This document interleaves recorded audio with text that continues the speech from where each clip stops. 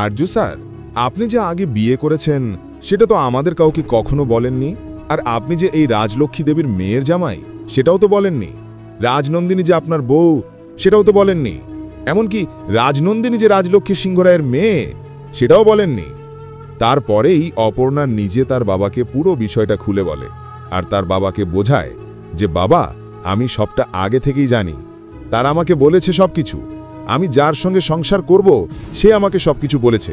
এমনকি রাজলক্ষ্মী ম্যামও আমাকে পুরো বিষয়টাই খুলে বলেছে। আমি সবকিছুই আগে থেকেই জানি। আর সব জেনে শুনেই আমি এই আর্য স্যারকে মানে শঙ্কর চ্যাটার্জিকেই বিয়ে করব, কারণ এটাই আমাদের ভবিতব্য। তো বন্ধুরা, এখন দেখার বিষয় অপর্ণার কথা মতো কি অপর্ণার বাবার মন গলে যাবে? অপর্ণার বাবা কি রাজি হয়ে যাবে বিয়েতে? আমার তো মনে হচ্ছে আর্য অপর্ণা আবারও কোন এক পরীক্ষা দিয়ে তারা ঠিকই বিয়েটা করেই ফেলবে ধুমধাম আয়োজনে। তো এই নিয়ে তোমাদের মূল্যবান মতামত কমেন্ট করো।